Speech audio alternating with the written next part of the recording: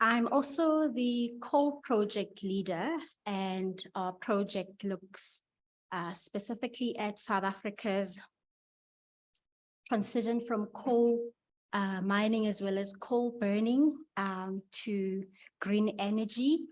And I'd like to welcome all of you to our first of the Alternatives to Capitalism seminar series this year.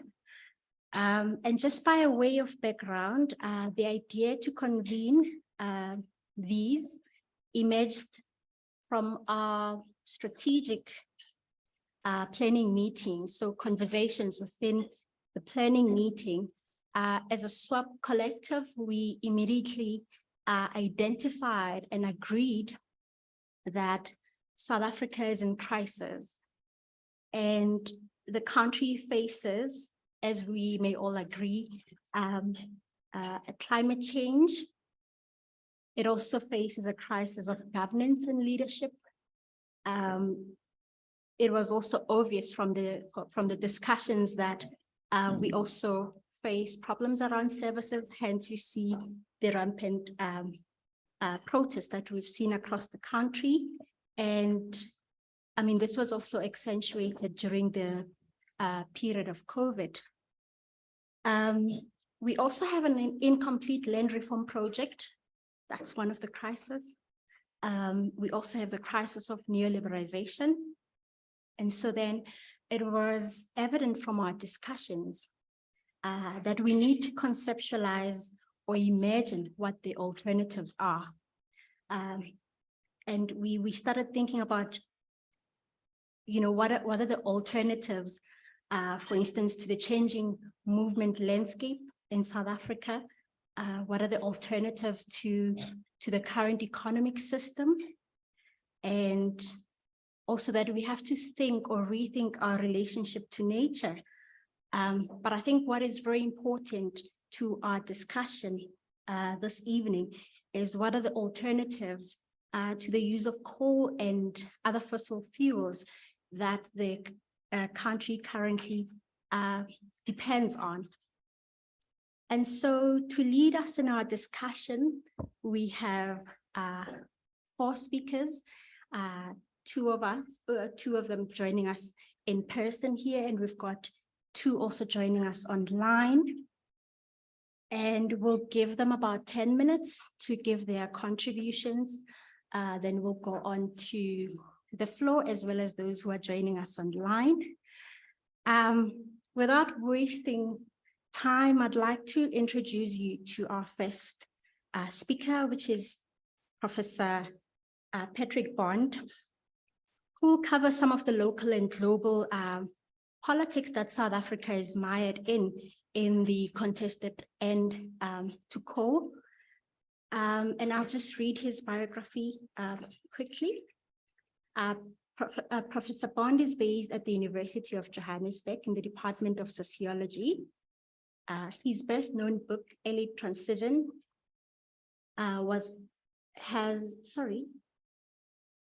his best known book is Elite Transition, but he has authored and edited 5 other books on political ecology. He moved to Johannesburg in the 1990s from his base in Zimbabwe, and also worked for Planect, the National Institute for Economic Policy. He has worked at Wits, UKZN, and UWC. He volunteers with the South African Federation of Trade Unions, the South African Durban Community Environmental Alliance, the Soweto Electricity Crisis Committee, Women, and also the Pan-African Climate Justice Alliance. I did think that worth mentioning is that subsequent to Professor Bond accepting the invitation to speak on this panel, he attached the document, which is titled Bond, Climate, and the Enviro Justice Articles, dated 2009 and from 2009 to 2023. And I opened it thinking, okay, this is a gentle reminder for me to read and prepare before this event. And when I opened it, the document has 1,658 pages. And I got anxious thinking, does this mean I have to go through all of this before today's discussion? But I think this illustrated how meticulous he is, but also it illustrates his passion and dedication to the subject matter that we are about to cover. And so with that said, I'd like to give this moment to Professor Bond. Can you hear me okay? It's very kind of you to have me in the house. I wish I was in the house. Logistics prevented. You can see a screen with the ideas I'd like to work through very quickly in 10 minutes. I'm assuming you're reading my bullet points. I don't think we've talked enough in thinking about the political economy of Eskom and the coal dependency and the minerals energy complex, about load curtailment or rationing, the abusive use of electricity by the minerals energy complex. Second, I don't think we've thought enough about the way carbon pricing might work, especially because I want to advocate for sanctions against South Africa, the carbon border adjustment mechanism, trade sanctions, in addition to financial sanctions. Third, we haven't considered in our movement all of the problems with the carrot, the stick that the West beats us with. And not just the West. You'll be surprised at the main proponent of climate financing sanctions against coal-fired power. It's not the West. I'll come back to that. But there's not just a stick, there's a carrot. But it's a rotten carrot, the Just Energy Transition Partnership. Eskom's corruption and the odious debt we never address properly, especially loans that the World Bank catalyzed with its biggest credit ever, 3.75 billion from Medupi and Kasile. Carbon markets are the establishment's way of addressing these aspects of political economy, the pricing by privatizing the air. There's a lot of other privatization, the generation system, and that lowers our cross-subsidization. The petty bourgeoisie, the bourgeoisie are putting in their own solutions to get off the grid, but that means the ability to cross-subsidize is much lower. So this is a great week to do this kind of meeting because of stage 5 and 6, and because yesterday our electricity minister, Ramakgopa, has presented apparently successfully to cabinet the idea that we should keep coal-fired power plants open longer. What do I mean in some of these areas where we've been very weak in addressing political economy? I don't think we've done demand management. We've not looked at who's abusing electricity, especially the BHP Billiton, Anglo and Sasol smelters and refineries. And really, most of the energy intensive users group, the new form of this minerals energy complex, I'll explain in a minute, they get ultra cheap, ultra scarce power at the expense of low-income women who turn to wood and coal and paraffin. And we've got financial sanctions in place against these coal-fired power plants. Major banks won't lend for them. But we may need trade sanctions against South African exports that are reliant upon coal-fired power. I might be controversial in saying this because if you're a third worldist or in the labor movement, you won't like what I'm going to say. If you're an environmentalist, a feminist, in the youth movement, the community movements, it may be okay, but I'd like to expand that idea that South Africa desperately needs sanctions against coal-fired power plants that create carbon dependency in our exports. One way of thinking this through is the social cost of carbon. In other words, if we were serious about environmental economics, we would internalize the externalities. We'd price the carbon in a way that would not, in a reactionary form, like the French did with their yellow vest movement coming up, the Ecuadorians as well. But instead of imposing a reactionary and regressive carbon tax, we would do it in a progressive way. And then we'd address something that I think is the elephant in the room when it comes to corruption, even though the Zondo Commission was scared to go there. And that's Hitachi's bribery of the ANC on Medupi and Kasile, the single biggest active graft in the country's history. It never gets mentioned. Now, another feature of this transition is Eskom doesn't really want to decarbonize, but instead go from coal to methane. so that methane, which is 85 times more potent a greenhouse gas than CO2, will become the basis for, again, sanctions. Because if we do see what Andre de Ruyter wanted before he left, that is major stations like Komati shifting from coal to methane, and a new station at Richards Bay, that will raise the emissions associated with our energy system. And then the problem of privatizing the air, carbon markets and offsets, and then electricity generation privatization, which is just going full speed ahead because of Eskom's breakdowns, and the inability under those circumstances to expand free basic electricity, which we must reverse. Okay, so here's the quick background in the last 4 or 5 minutes. South Africa's minerals energy complex is basically the energy intensive users groups, 27 companies that use 40% of the electricity. They claim they collectively contribute to 20% of the GDP, but that's without including the extraction of non-renewable resources, in other words, mining and smelting and processing. And when you do that and subtract that from GDP, as we should, because it's a wealth depletion, then it's a very small fraction. And only about 3% of the workers in South Africa are in this EIUG.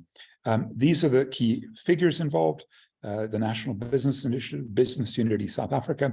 I mentioned the Boston Consulting Group because they're one of the corrupt consultancies that are active in the state capture process. This is an important process because even though corruption in the state is pretty mediocre, we rank about 70th most corrupt, or least corrupt, 109th most corrupt. Our corporates this year rank second most corrupt in the world. In fact, mostly during the 2010s, we were #1, and according to PwC, a very, very corrupt company which does these measurements, so I trust them, takes one to know one.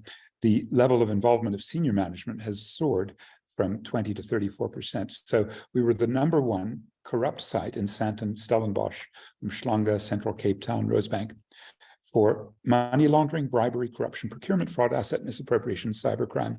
And that's why when Eskom, which is so profoundly corrupted, especially by the Japanese company Hitachi, which gave 25% of local ownership to Chancellor House, ANC's investment wing, in 2007. So it wasn't surprising to me that instead of a true decarbonization, they moved under the man who had come from Sasol, he's now gone, Andre de Ruyter, but his agenda for a just transition was to spend 44% of the money raised, 85 billion rand, on gasification, on what I fear will become blood methane, that is gas that's drawn from Cabo Delgado, Mozambique, where methane is being extracted by Total, ExxonMobil, Eni from Italy, and China National Petroleum. And that extraction, we've contributed 1,200 SANDF troops, mostly black bodies defending white oil, to create more greenhouse gases in a place where Cyclone Kenneth wiped out the infrastructure in 2019, and Cyclone Freddy was also very visible this year.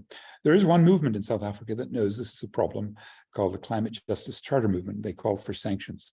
I'll come back to sanctions, but the critical thing is we're so far below our carbon tax. 35 cents a ton is where we are. Sweden, $132 a ton. So what we should be charging, if we were really internalizing externalities, a standard idea, sometimes called the polluter pays principle. It's in our National Environmental Management Act. It's not a very radical idea that polluters should pay. Well, how much? So the latest research is $3,000 a ton. Again, we're at 35 US cents a ton. And that means we probably are going to get sanctions. Now, the most important sanctions against South Africa were imposed by this man, Xi Jinping. That might surprise you. But in September 2021, he said, we will no longer finance coal-fired power plants on the Belt and Road Initiative. That particularly hit a 4,600 megawatt coal-fired power plant. Again, Medupi, Kusile, around 4,800 megawatts in this location, Messina Mercado.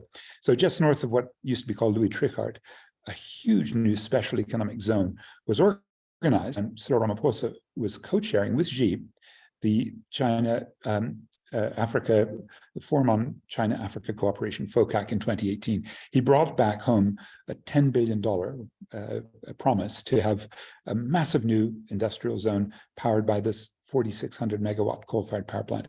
That is gone because of Xi's financial sanctions. There are plenty of other financial sanctions. The West has put on all kinds of banking sanctions, divest, invest, and activists have promoted those. But it's this sanctions that I'd like to draw your attention to, trade sanctions. As Ramaphosa put it in 2021, as our trading partners pursue the goal of net zero emissions, they're likely to increase restrictions on the import of goods produced using carbon-intensive energy. Do you see what he's saying?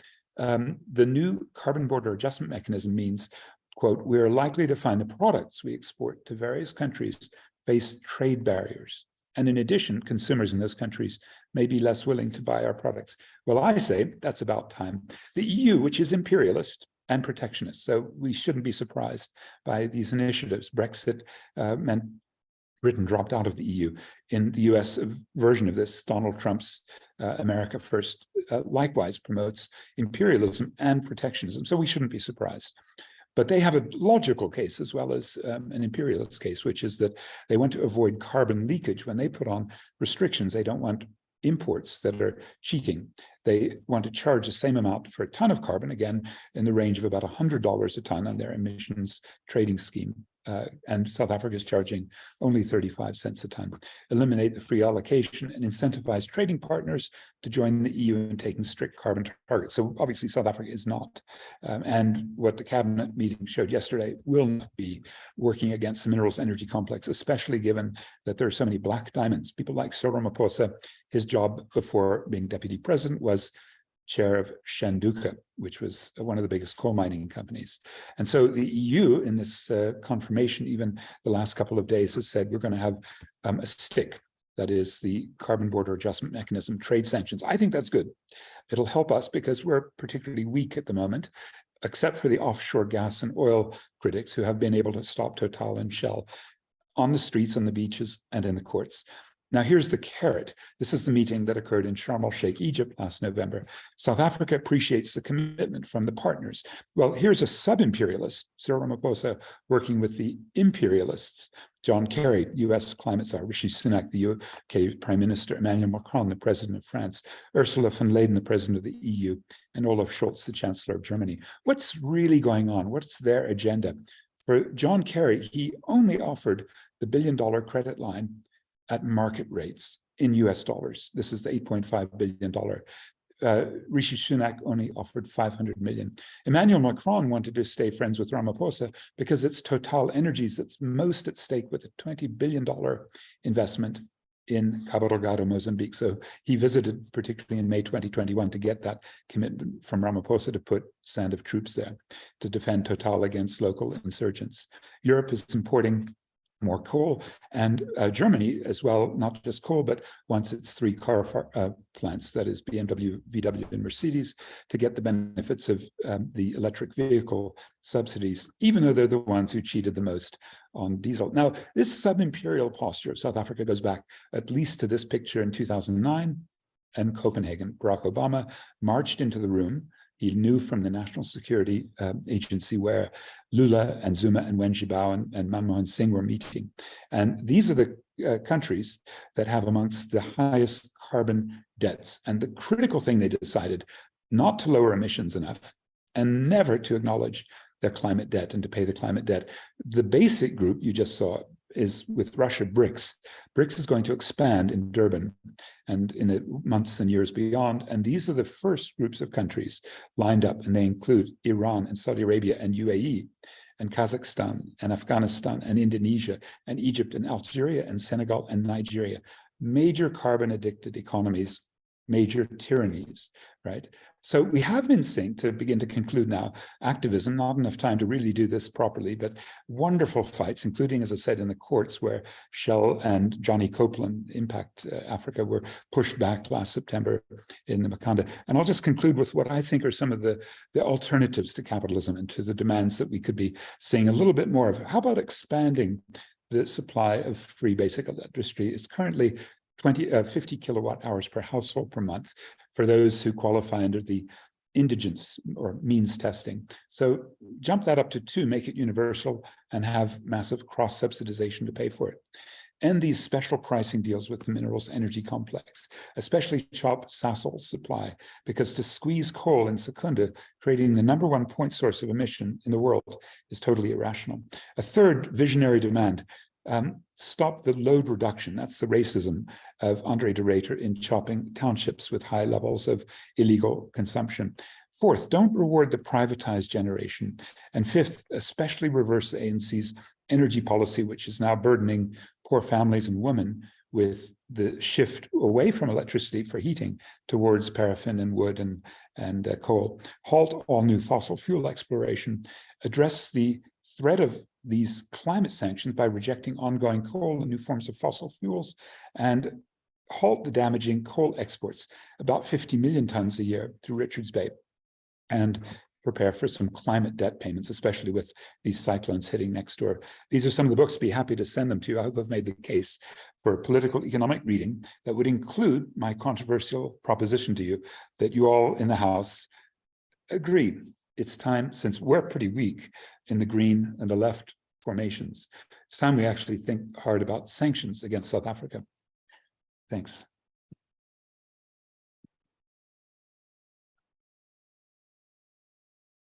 Thanks a lot, Prof, for that contribution. I think without wasting the time that we don't have, I'd like to call our second speaker, who is Comrade Sizwe Tyiso. Yes. We've asked him to speak to us about the contestations as well as the struggles within the labor movement in the discussion about the end to coal. And just to go through his bio, he's commonly known as Sizwe.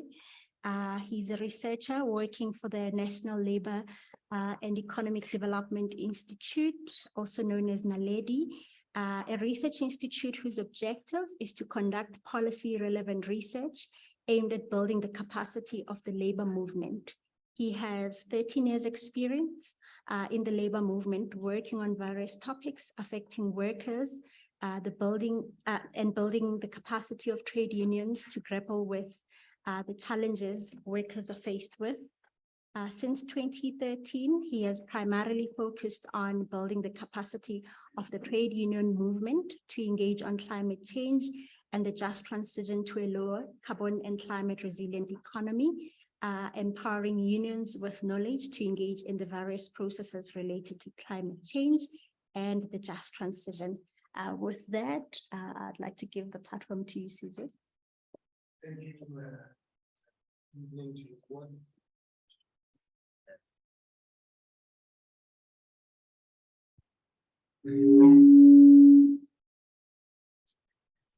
Good evening, everyone, and thank you very much to you, Dinewo and Swap, for having us here today. I think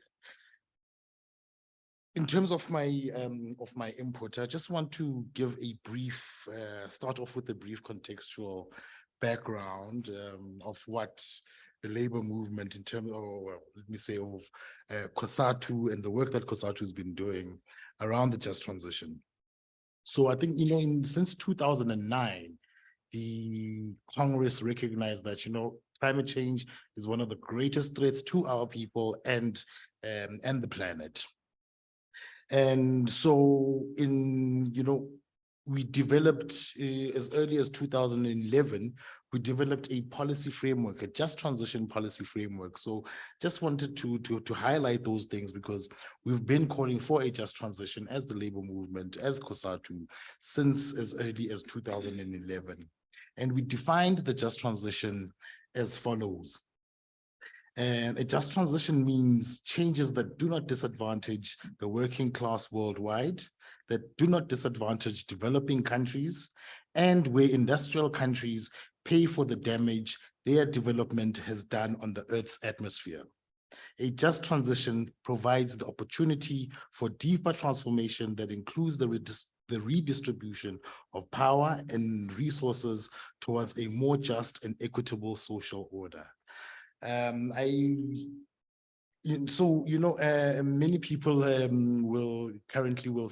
will hear of the opposition that that COSATU and its affiliates have been having towards the way or the pathway that government is adopting towards this just transition. And I thought it was very important for me to highlight that as the labor movement, we've been calling for a just transition for a very, very long time, and that the way this transition is currently panning out is not how we had or how we are seeing it being rolled out currently. So I just wanted to pick up on this issue of this financing. So I think there's general agreement on the need for a transition amongst all the various stakeholders. But the pathways towards how we do this transition is what's become the contested, the issue of contest. And first and foremost, I mean, when we first heard about this 8.5 billion that was announced in Glasgow at COP26, when was it, in 2021, we were quite taken aback. Okay, this is good. We're going to be getting some finance. But we, you know, the devil's always, I guess, in the details of what this finance comes with. And then again, in last year, around November 2022, the presidency announces this just energy transition investment plan, and that's been adopted by cabinet, and that we're going to be requiring 1.5 trillion in finance. But as labor, as stakeholders, as a country, we don't know nothing about it. We hear about it all the way in Glasgow, in Egypt at the COP27, but no public consultations have been done. So where's the justice element in this transition? Where is the consultation? How are people, what are people's views on this money, on this finances that are being offered to South Africa? I mean, consultations only began now in February. We only had our first consultation on this finance in February of this year, after it had been announced in Glasgow. So there's a question around the issue of transparency and true engagement around the pathways we're going to take towards this transition. And, you know, most of these, another concern is that most of this finance is coming in the forms of concessional loans, some commercial loans, there's some guarantees, as well as very little component in grant funding. And again, these loans, are they in local or foreign currencies? What are the conditions? So again, this issue of the transparency, we still don't know what are the conditionalities of these loans, of this 8.5 billion rand that we're going to be getting. But in terms of the split from this 8.5 billion, the bulk of it, 89%, will be going towards infrastructure development. Planning and implementation will get 10%. Skills development gets a measly 0.15%. Economic diversification gets 0.25%. And social investment and inclusion gets 0.2%. Justice, how are economies such as in Mpumalanga, who are going to be hugely impacted, how can we dedicate, I mean, the revenue of Mpumalanga, 40% of the revenue of Mpumalanga is dependent on the coal value chain. And in terms of economic diversification, they're only going to be receiving 0.25%, not even a percentage. Skills development, 0.15%.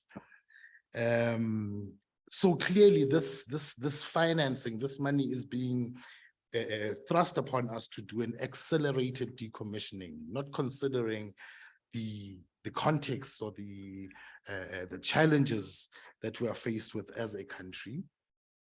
And again, most of this money is geared towards funding a IPP-driven transition. This is a privatized transition. We've already seen the the unbundling of Eskom, and we know that, you know, unbundling is a pathway towards privatization.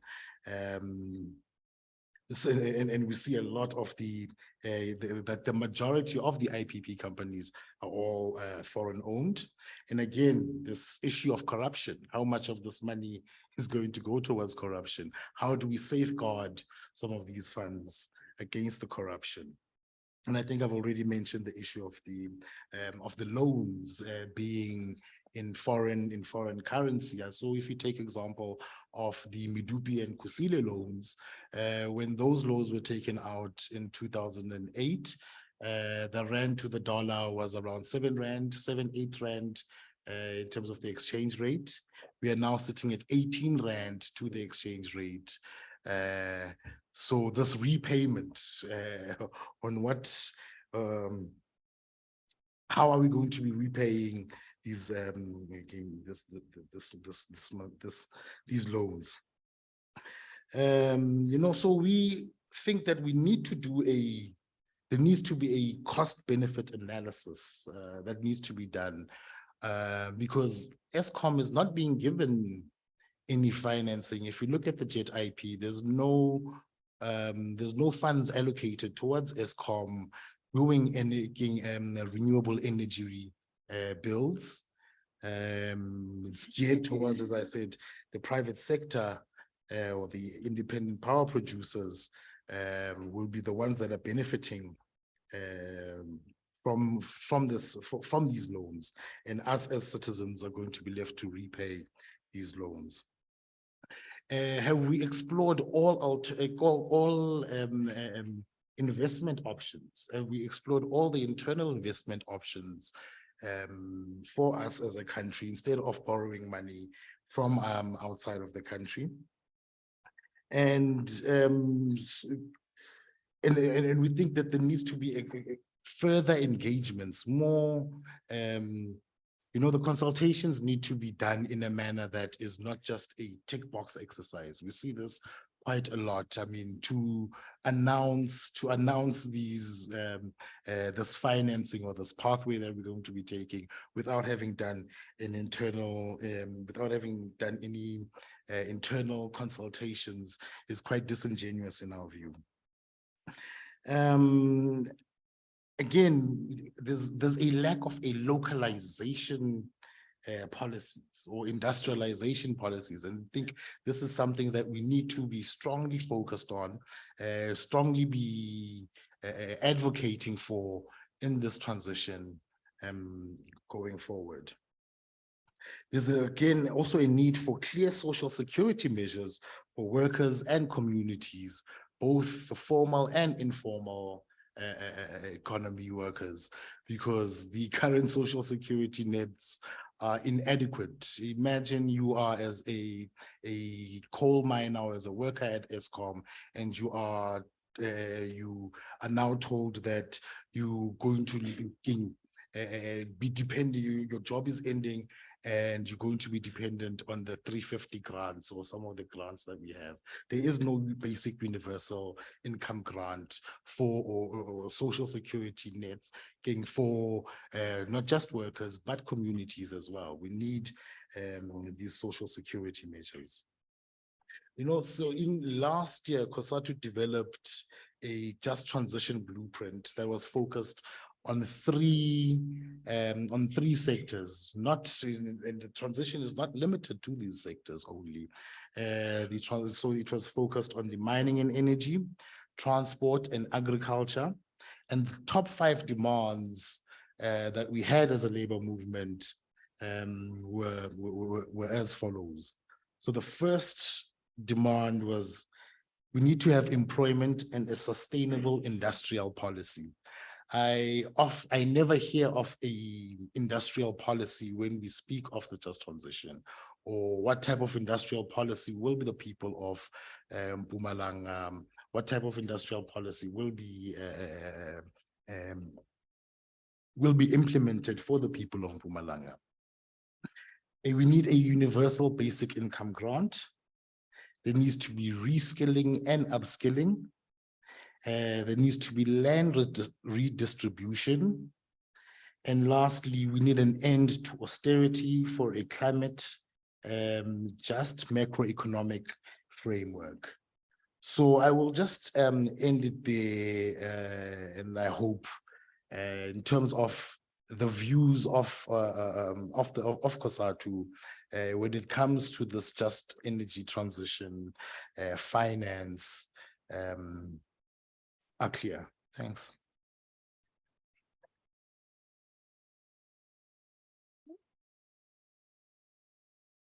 Thank you, Comrade Sizwe. I would like to call upon the third speaker, whom I call Sis Promise, but it's actually Comrade Promise Mabila. And she is from the Vugani Environmental Movement in Witbank and has also worked for the Highveld Environmental Justice Network in Emalahleni. And just to give you a little brief, we have worked closely with SWAP, with some of the organizations that she's worked for in Emalahleni. And our work at SWAP together with groundwork and other coal-affected communities has really to try and understand some of the impacts that communities experience because of extractivism. And we've worked as well around the COVID times for us to be able to understand what was going on at the ground, particularly in the time of the pandemic. So we've had quite a lot of exchanges, particularly on the notion of the just transition, as well as issues around climate change. And so with that, I'd like to invite you but also to welcome you and to thank you for coming all the way. We didn't want to risk having her online with Emalahleni really operating on a separate schedule of load shedding in this country. And so we wanted you to be here, but to also just share with us very briefly what are the experiences of communities on the ground which are impacted by coal, but also what are some of the challenges to the notion of the just transition and the contested end to coal. With that, please feel free to speak in English, ungafaka nesiZulu where you want, neSotho, siyasizwa kunenkinga, will translate. Over to you, Sis Promise.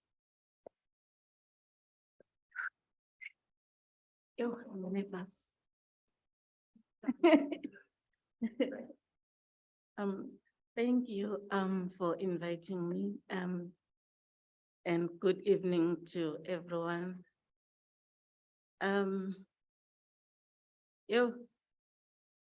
I can speak until tomorrow morning, but yeah,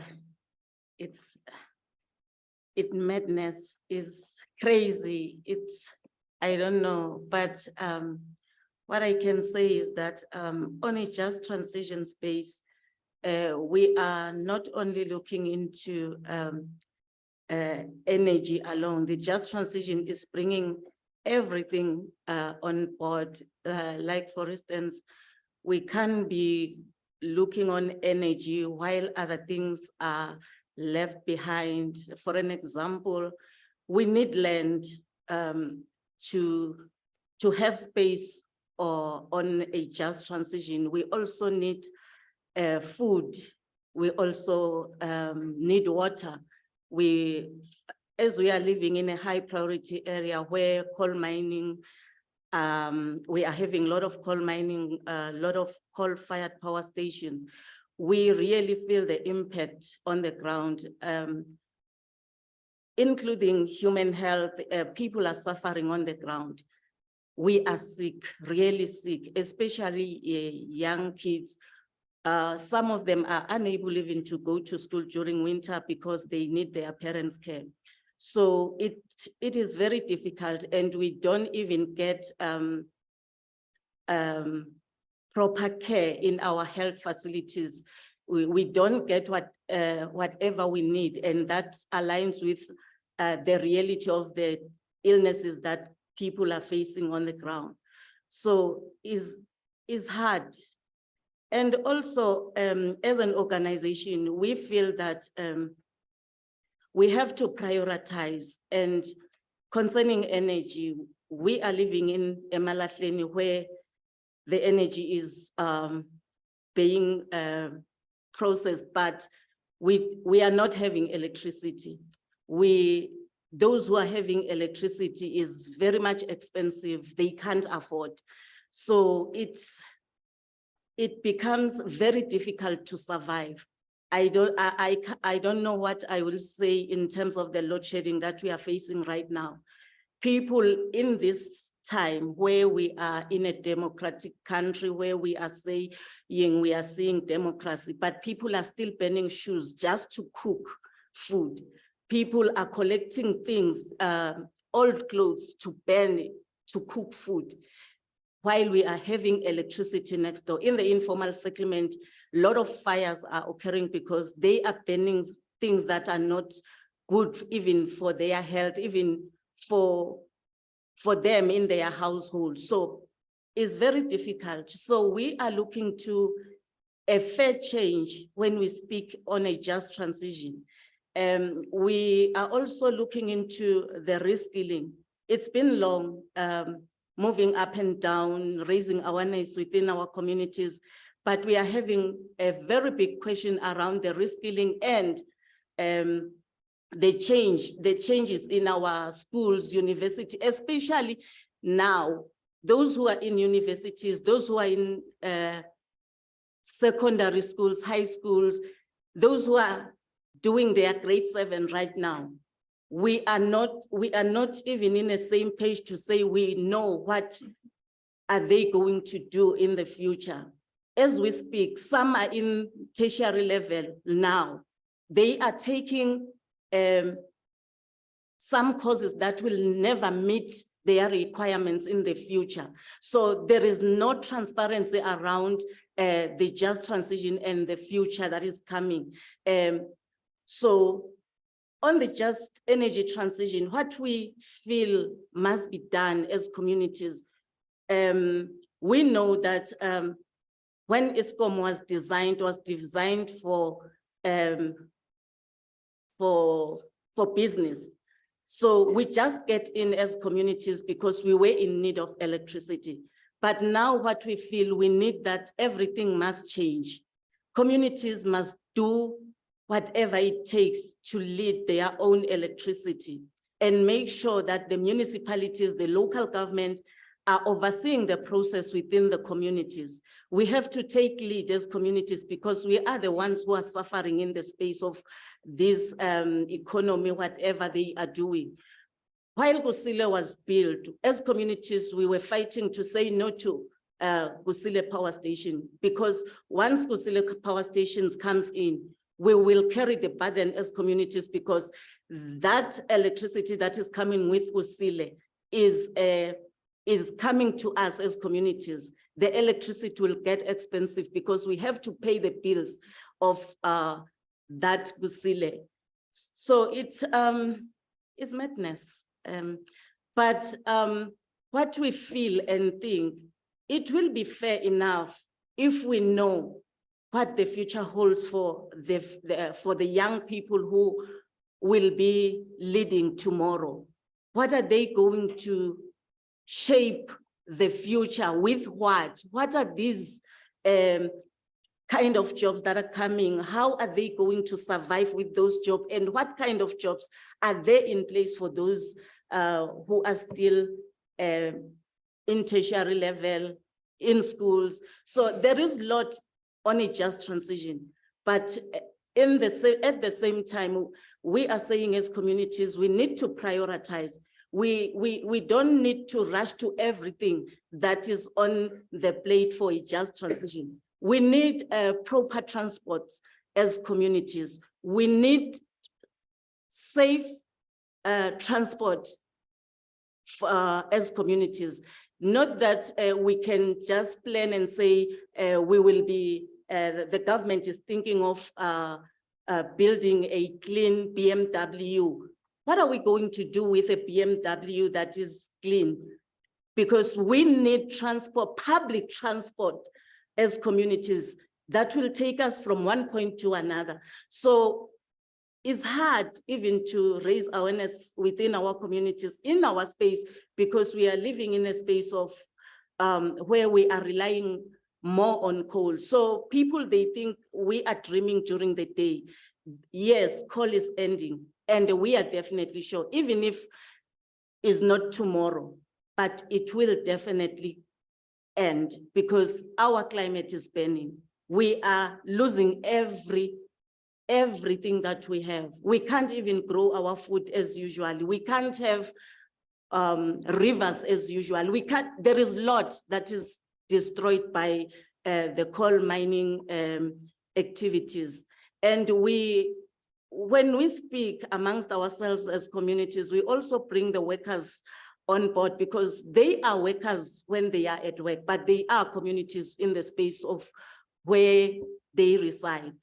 So when we speak with those workers, we feel that there is lack of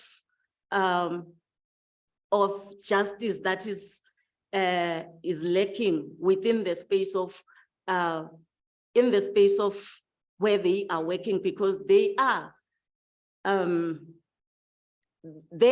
unions who are representing them, but not that I'm rejecting what Sizwe was saying, but in reality, workers are workers when they are at work, but they are community members when they are in their household, in the space of communities. So we feel that there is lack of transparency within the unions and the workers, because if so, I feel that unions have to be transparent to workers in terms of letting them know that now, maybe from now until 2 years or 1 year, this mine is losing. What is it that you want? What is it that you need as workers that will sustain you even if this mine is closed, so that they will be not in a space of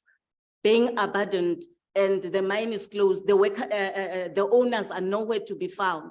But in reality, we need transparent with from the unions and to the workers to tell them the reality of by saying mines are ending. Let them know when and how, so that they can demand whatever they want before those mines closes and abandoned the Highveld and go wherever they want to go, so that people cannot left behind starving, nothing to do with even the money that they will be giving them. And the reality is that the money that they will be giving the workers is not for them to sustain their lives and their household, is for their medical, because they are already sick, some of them, but most of them, that money will be saved because their families, they know that this guy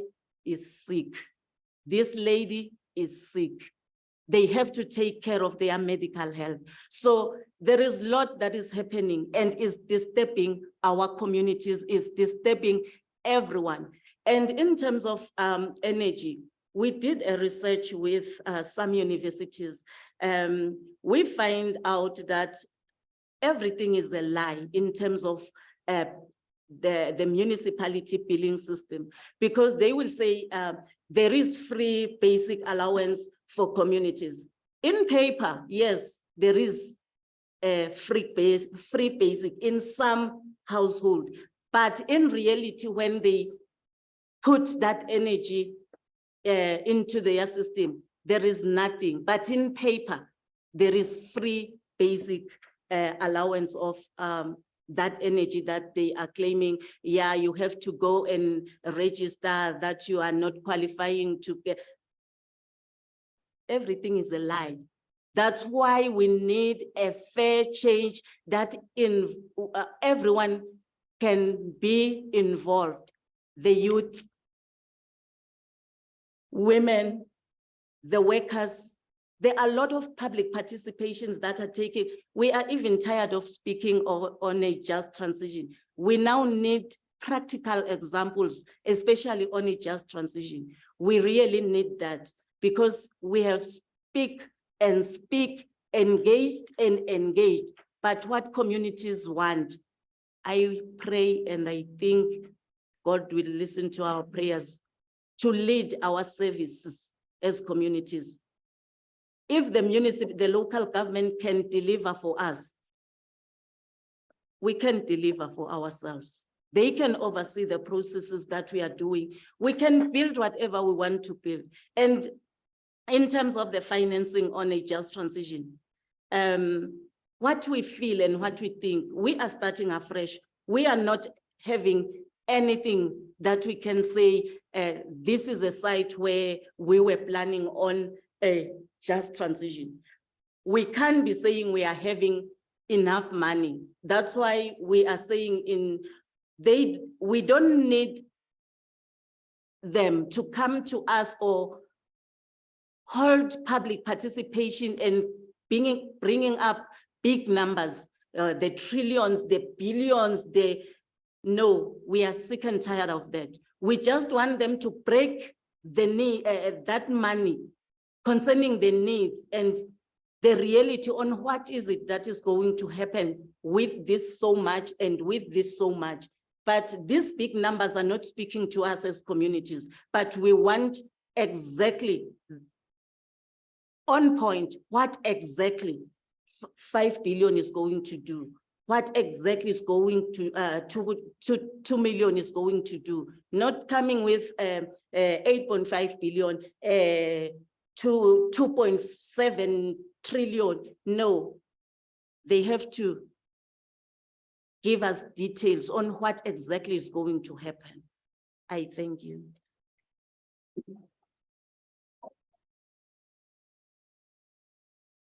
Thank you, Sis Promise. I had sharpened my translation skills, but clearly they are not needed. But just to recap, so I think at the local and global nexus, Professor Bond has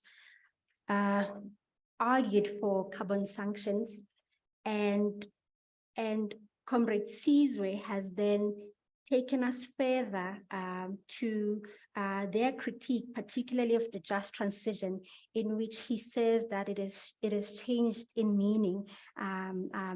And so they've lost the just part, I think, in the meaning or in the making of the transition. And I think he covered a little bit about financing issues and raised questions about where do we get the finance from. And he criticizes the manner in which we get the financing of the transition, which comes in a form of loans. And I think he points to us how these in some way keeps us indebted. And so he's questioned whether we've exhausted all mechanisms of financing the transition. And so some of the calls that they've made, particularly within COSATU, is a sustainable industrial policy, and also calls for universal income grant. And Usi's Promise, as you would have heard here at the moment, is tying the land, food, water struggles to the transition. And he's saying these are actually not separate. We have to look at these together. And I think you've also painted nicely, Sis Promise, a picture of the struggles that communities find themselves in, particularly because Mpumalanga and others, KZN, I think Lephalale as well, these are communities who live in areas that have been sacrificed to generate the country's energy.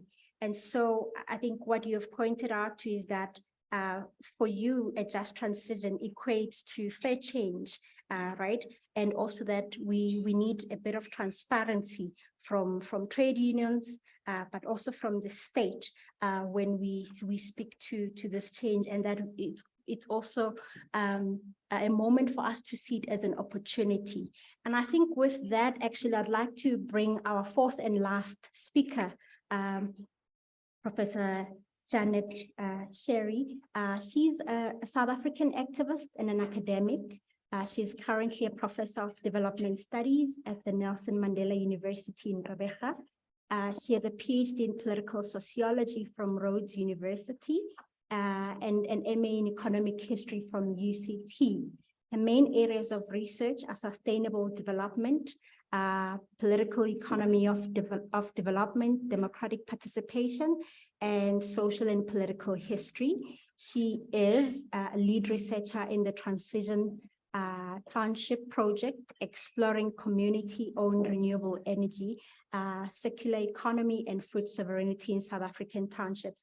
And so when we invited Prof. Janet Sherry, really, we thought her work is really an embodiment of what we would like to speak about in SWAP as far as alternatives to capitalism are concerned, because she will speak to, for instance, you know, what does a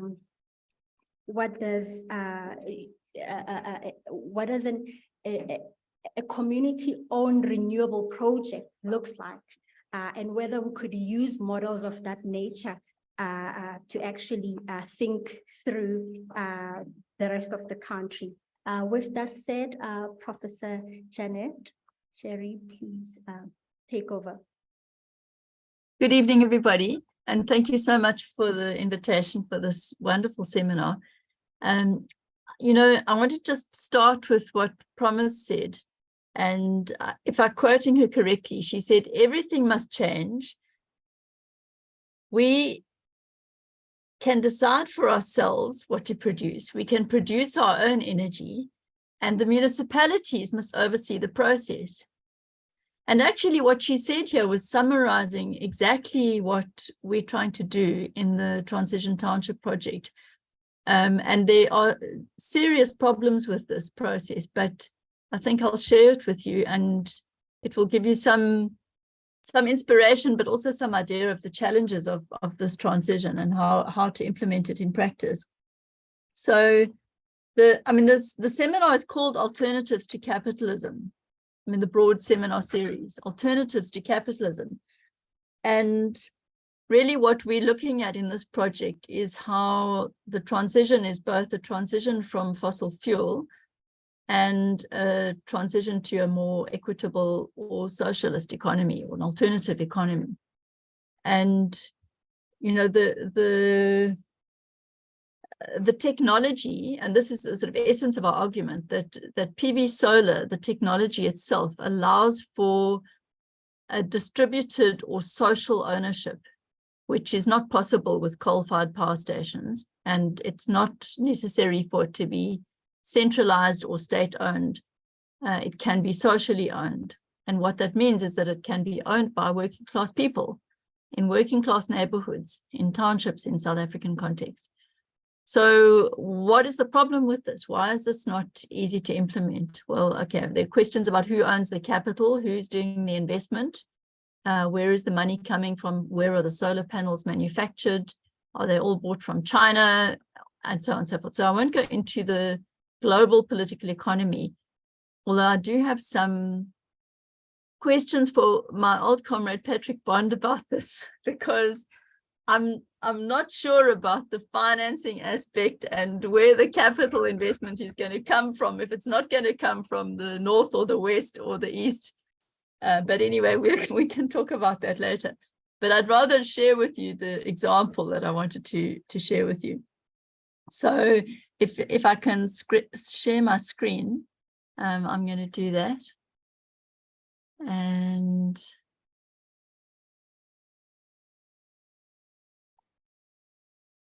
let me see if I can share it.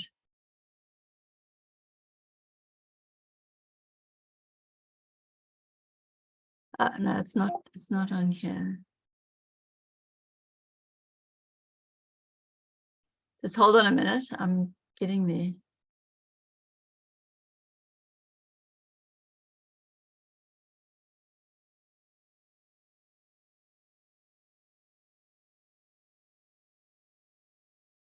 Have you got it? You can see my screen now, huh? Respond.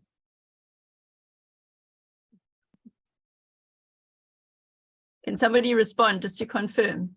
Yes, yes. Looks great. Great, thanks. Okay. So what I was asked to do here was just to give a little bit of background to this project, which is called the Saltuba Energy Cooperative, and explain what the challenges are. And it really started 10 years ago, quite a lot more than 10 years ago now, with the with COP17 in Durban, where I met with a number of comrades who discussed the idea of a just transition, and the 1 million climate was put forward. We talked about what is a just transition to a low carbon economy and so on. And that really was how we started this. And you'll see,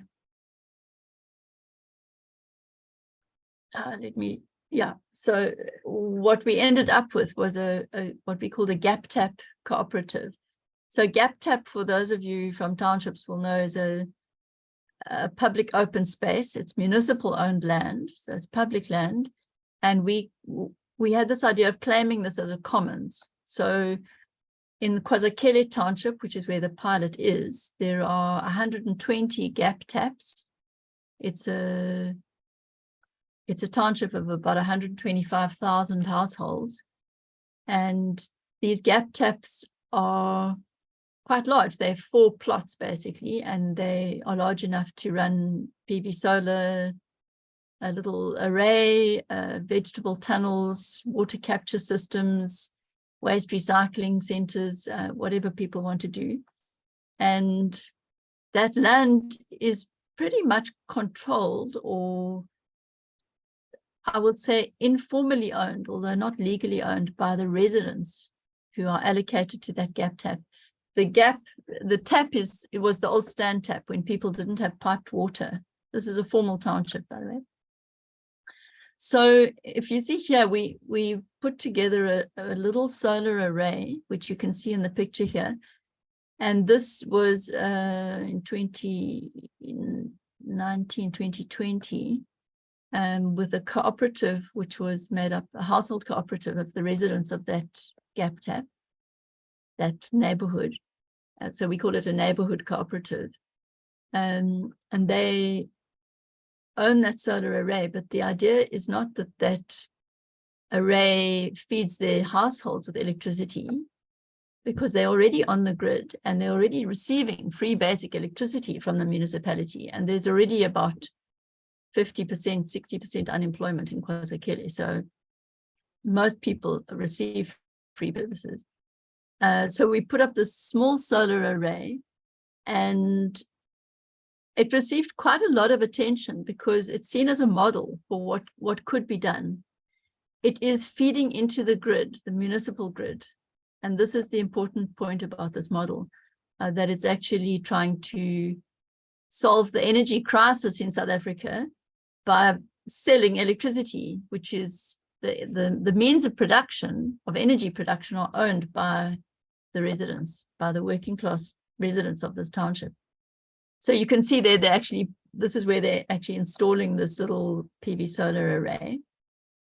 And here's another article which looks at how they are combining production with water harvesting, recycling, and solar power production. And linking it to climate change and responses to climate change and so on. This is just showing you where KwaZulu is and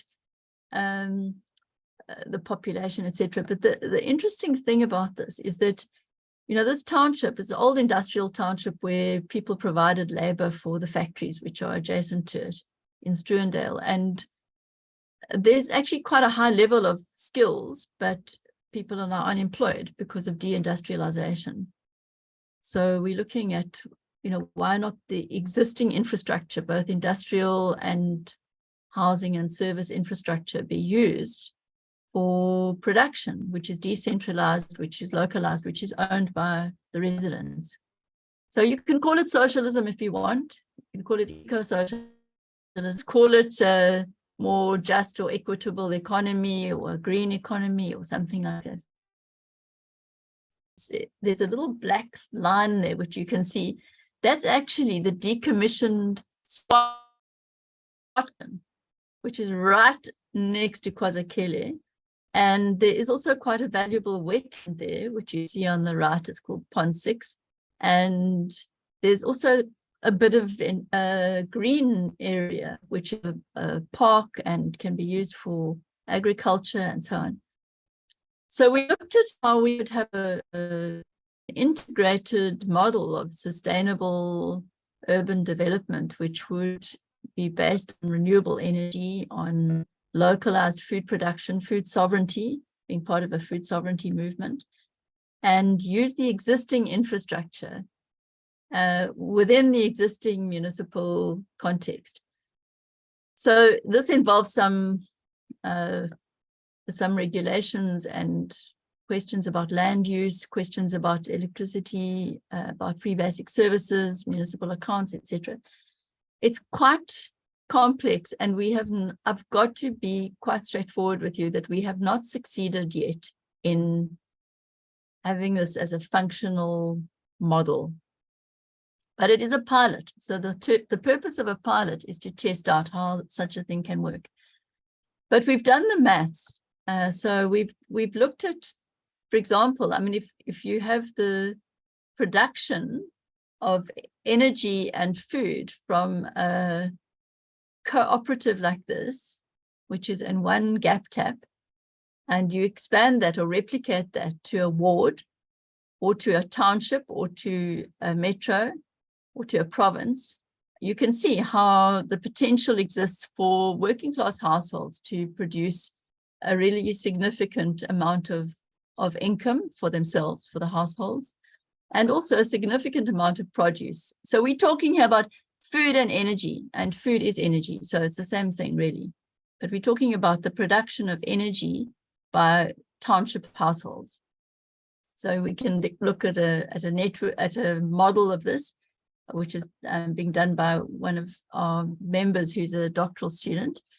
But he's also done the financial modeling of how much the households can produce and how much energy then they can produce. And you can see here again the sort of outline of each of the red squares would be a PV solar array, which is on a gap tap. And you can see here the energy production. So I don't want to go into figures, and I think Promise said it's just, it really is quite meaningless to just talk about numbers. So many billion for this and so many million for that and so many kilowatt hours per this and so on. But really what we're looking at here is an argument for household solar production or distributed solar production. In this case, in the pilot project, we're not actually putting PV solar panels on roofs. And I'll explain the reason for that, because it's quite important in terms of the free basic electricity argument. But we put them on an array, which is a freestanding solar array in the center of the gap tap. But it can be on institutions like schools or clinics or factories. It can also be on agrovoltaic institutions, which are actually producing vegetables underneath solar panels, which we haven't quite tried out yet. But the important thing is that the infrastructure and the land exists in townships to produce a significant amount of the installed capacity needs of South Africa. So we've heard this argument from GIZ, from German engineers and so on, that South Africa has plenty of sunlight and can produce a lot of electricity.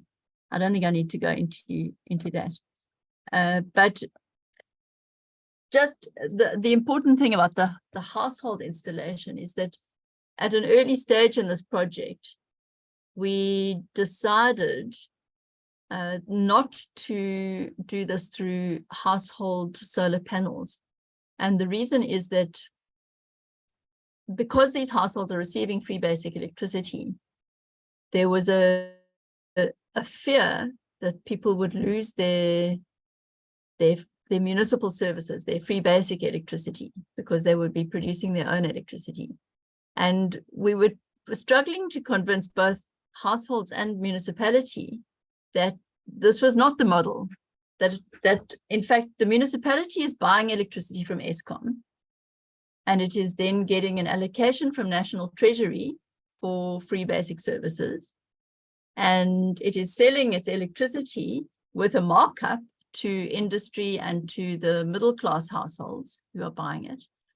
And that this does not detract from working class households. So if you're a household in KwaZulu receiving free basic services, and you produce electricity and you sell it through the municipal grid, and you sell it at whatever price is determined, which is, okay, another complexity to this argument is who sets the prices and the role of NERSA in this and so on. But, you know, this has been done in many other parts of the world, and there's no reason why people can't sell electricity that they produce to the municipality. It doesn't detract from the fact that those households are still entitled to their allocation of free basic services. However, one of the obstacles we had here was that when we set this up and started producing electricity, some of the households were actually told by the municipality, because they were members of a cooperative,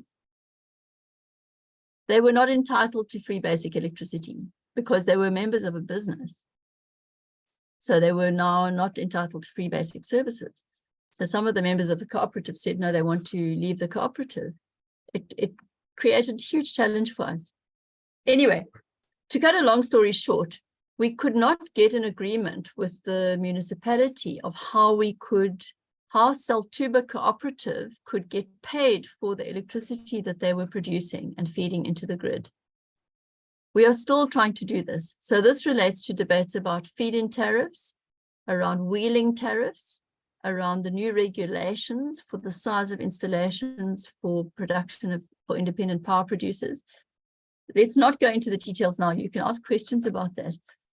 While we're waiting for this whole arrangement for the regulatory framework to change, essentially, we decided we had another project with a German university to put up a recycling center with the Celtuba Cooperative in the same space, and that would then have an inverter and a lithium-ion battery, and would use the solar panels to enable the residents to then run businesses or provide lighting and even internet access for school kids to do their homework during load shedding and so on. So this was the thing we launched in December, which you see in the picture here, which was also received with great acclaim. But unfortunately, on Christmas Day, this was the launch, which was in December. But on Christmas Day, the lithium-ion battery was stolen. So we learned a hard lesson there, because there is a strong value now attached to lithium-ion batteries. So there are serious challenges to this, and the main challenge we have is the regulatory challenge around the sale of electricity, and it relates to the Public Finance Management Act. We're looking at changing to a wheeling tariff model where we use the municipal grid to sell the electricity to a third party, but we can't quite do that yet either. And as you know, the Nelson Mandela Bay municipality is not in a great status at the moment. But I quite like this article, just to finish off, which says, this is the cooperative members, and our journalist in Nelson Mandela Bay came up with this title here: Call to Empower Citizens to Become Energy Shareholders. And I think what it's doing is it's saying, it's reflecting on this model of privatization of energy. But what we are looking at is a model of social ownership, where in fact a whole working class township can be the owners of energy production. So thanks. I think I'll leave it at that.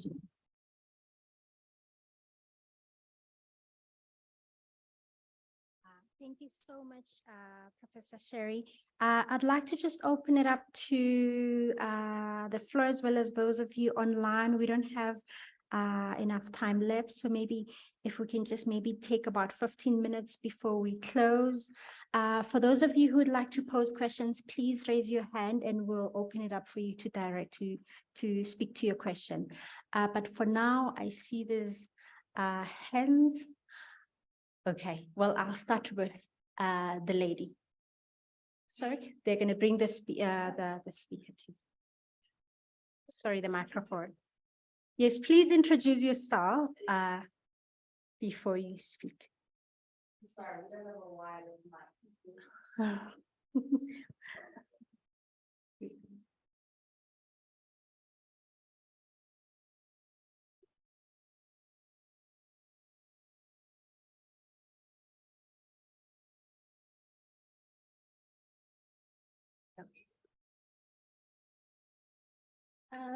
Hi guys, I have a lot of questions. I'm a geology student. So the first question I want to tackle is the green energy, the just transition. So for the green energy, how dependent is it actually? Because due to climate variation, we are not very, I don't know how to phrase this, but how can we be, how can we be sustainable in using our green energy, whereas it's not as dependent because of climate variation? So that's the first question. Then, because they're saying that green energy is the way forward, but we have to also take into factor that we have to produce these new systems, and such as your solar panels, such as your wind powers. So how much energy goes into that production, and what are the pros and cons against coal production? That is the second question. Then, yeah, let's answer those first because there's a lot coming up. Thank you. Okay, that's fine. So thank you for that question. I'll just give it to the gentleman over here, and then we'll take two online, then we'll come back in the next round. Oh, my name is Norman Mampani, COSATU Shop Steward magazine editor. My interest here is to how can we expand these alternative views as part of our advocacy work, because we want workers to be enlightened about climate change in particular, because it affects their life or their livelihoods. I just want to give a pet to this seminar. It's taking place today. Are you aware that the topic that you are holding today, there was a special cabinet meeting in which it is a trending story. I just want to read one of the trending story. There's been a series of reports that President Cyril Ramaphosa has called a special cabinet meeting to discuss the idea of extending the life of older coal-fired power stations. And some of the experts are coming in and weighing in terms of the policy direction. So what I'm saying is that I, from COSATU magazine, we want to give some of the participants here a platform to expand their alternative views, and we will publish them for free. Thank you. Thank you so much for that. Can I now take two hands online? We'll start with, can I start with Monica? I prefer starting with women. Monica, and then we'll move on to Devon Pillay.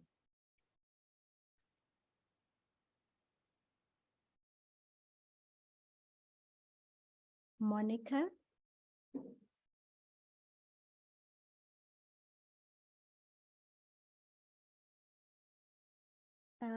You are muted, Monica.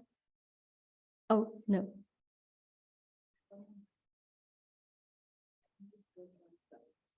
Okay, that's fine. So then can I go with Tandiwe? Tandiwe first. Okay, thank you. I'm a PhD student at Wits University. More of a comment, of course, there will be questions. I felt that there is a perpetuation of the status quo that we have experienced with coal, within the coal industry under JET. You talk about lack of community engagement, as my sister and brother have. Their communities have been left behind as they have been replaced by community forums, the needs of the majority, and even those who are lucky to participate, in these discussions on JET, they are not capacitated enough to effectively influence decisions as the JET unfolds. And the other point is on skills shortages within Mpumalanga that has seen labor being imported from other areas or provinces. And this will still be perpetuated under JET, given the current skills shortages which are actually linked to a high rate of high school dropouts. Most learners drop out around grade 9 to work in the coal mines. And most of the youth we know within Mpumalanga, there is actually a lack of a strong STEM foundation, if I may put it this way. And we know that the JET is skills intensive and it needs the STEM field. So how are we going to navigate this space insofar as skills development is concerned, enhancing community engagement? These are questions that have been asked, during call, and we're still going to continue asking them under the JET, and we need solutions. Thank you. I'm actually doing, or I have been doing research in Mpumalanga for the past 5 years. And then for the past 3 years, I was doing my PhD research on the just energy transition. Hence, I'm somehow speaking from some form of experience in terms of the direct engagements that I've had with the affected communities and affected workers. Thank you, Dineo.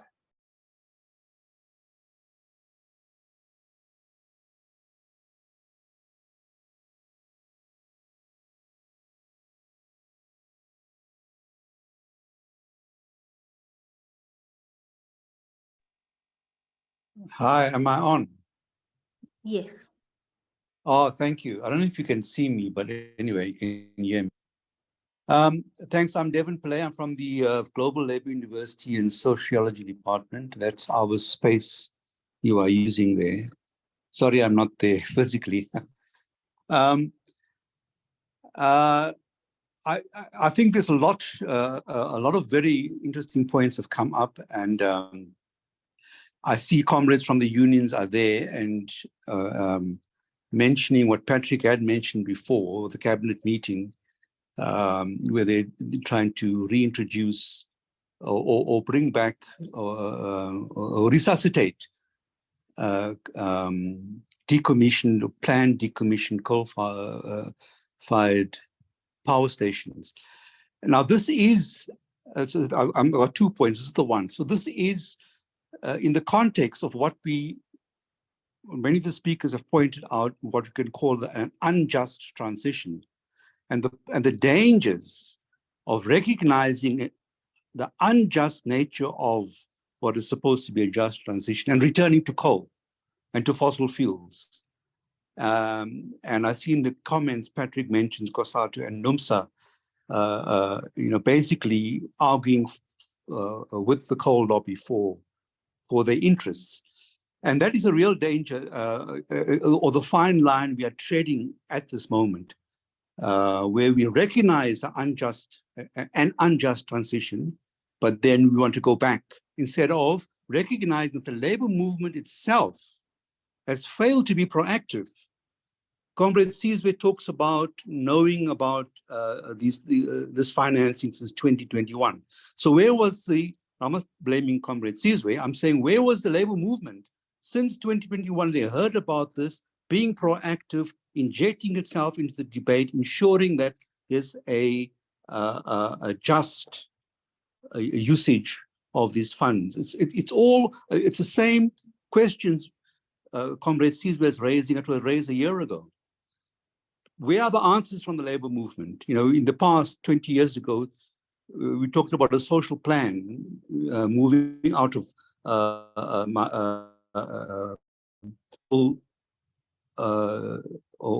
mining to other sectors that when mines were being closed down, not just gold mines.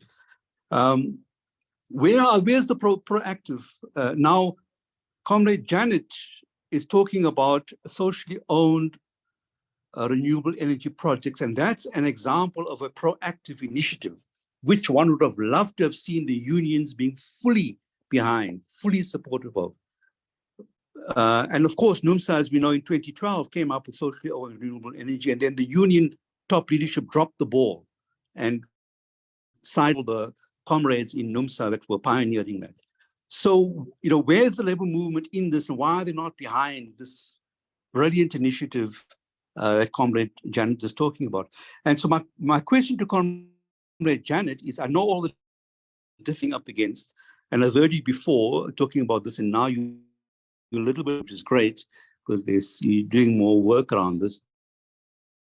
But I wondered if you, for the audience who may not know about these other examples around the world where this has succeeded with a more supportive municipality, and how that could work, if you could just perhaps touch on one or two examples of that nature, not only the difficulties that you're facing. Thanks. Thank you so much for the comments, as well as your questions. I'd like to open it to the panelists to respond. Please, some of these were comments, so you don't necessarily have to respond to those, but just quickly the questions.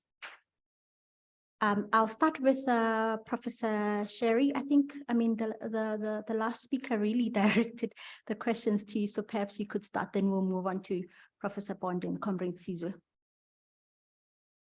Yeah, thank you. Look, Patrick's put a whole lot of comments and questions and so on here, and let me just respond firstly to Devin. So the interesting thing about this is that some NUMSA comrades were actually involved in this project from the beginning, and they were from KwaZulu and were actually arguing around the need for worker ownership of energy production. But somehow the project's become divorced from the labor movement, and I'm not sure if they're even looking at this model. But I think, anyway, I think it is. It's not about. It's not about worker production cooperatives. So it's about using existing infrastructure, and that infrastructure generates the product without producing any surplus value or workers being directly involved or employed there. So it's a slightly different model from a worker cooperative. Anyway, we could go into a little bit of detail about this, and about how the technology it's not based on job creation. It's based on a production of value and income to the owners of the means of production. So in fact, the workers, the working class are the owners, but they are not the workers in that particular model. Okay, it's a little bit tricky, but in Devin's other point, about the municipalities. So the municipalities are complex entities, and the municipal electricity department in Nelson Mandela Bay has actually been supportive of this project all along, and have been exploring feed-in tariffs, and have been supporting the pilot and enabling us to connect to the grid and so on. Interestingly enough, the municipality had and I think it still has a relationship with GIZ, with German government funding, to use PV solar, which is used mainly, as I understand at the moment, on informal settlements, to try and provide informal settlements with a little bit of lighting and so on. we wanted this to be much more mainstream than that, you know, not to just be a palliative that informal settlements get a few solar panels. I mean, that's not a bad thing, but it's not really the solution that we're looking for. I don't know, Patrick, that I can answer all your questions about the question that not only the West and BRIC, should the West and BRICS pay reparations? They should pay reparations, but you know, the thing is that you can't say at the same time, this is an imperialist situation where we reject the JET-P financing. We don't want JET-P financing. China is also involved with corrupt deals to finance renewable energy or buy coal or whatever they're doing. I mean, there are all kinds of things that they're involved with. And BRICS is also complicit in various ways. So what is the answer? I mean, where is the financing going to come from? I mean, if you're going to impose sanctions on financing from the North, from the EU, which is what JET-P IP involves, what are you looking for? Where is the financing going to come from? Prof, for your reflections on the questions. I'd like to now ask Professor Bond to respond. Oh, thank you, dear comrades. Janet's always, I think since 1989, being very clear in lecturing me, teaching me about the difference between a reformist reform and a non-reformist reform. I think Comrade Janet, back in those days, was always aware that the apartheid regime wanted to divide and conquer, wanted to take the elites out of the movements, separate them from the base. The worst time, of course, was 1983, and they nearly tried with their House of Delegates, House of Reps, Bantustans, and Black local authorities to take reforms of a very bad system that could be used to re-legitimize and give more life to that system. And those comrades in sociology, which is where I am now, will maybe remember the name Andre Gortz, Strategy for Labor, his 1964 book, setting out the difference between those really wicked reforms. Archbishop Desmond Tutu called them polishing the chains of apartheid, versus a non-reformist reform, which are, if you're a Trotskyist or know that tradition, you'd say, oh, transitional demand, that are so radical that they can break through the logic of the existing capitalist, imperialist, racist, patriarchal, homophobic, xenophobic, whichever is your enemy. That non-reformist reform agenda Janet is pointing to now, to say, if you are going to take some money from the West, from BRICS maybe, as reparations, which became possible in Egypt last November, the Loss and Damage Fund.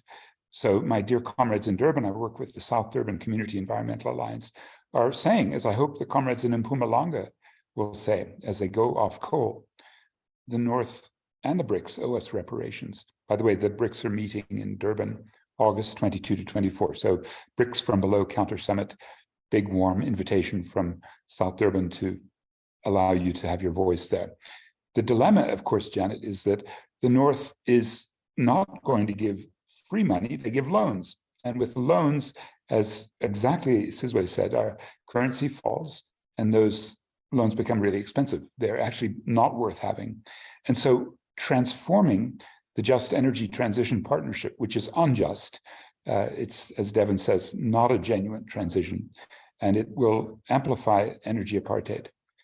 To transform that could be done if our allies in the West, especially Europe, where the most advanced solidarity is occurring now, could say, well, look, we in Europe owe a climate debt to South Africans. And let me be race and gender and class and geographical and generational specific, not to older white guys like me who have a huge carbon footprint, but to the 500 families of the dead in Durban a year ago this week, who were rain bomb victims, And their loss and damage, which only one group in Durban, South Durban Community Environmental Alliance, unfortunately, also senior new group of victims of the rain bomb who are organizing.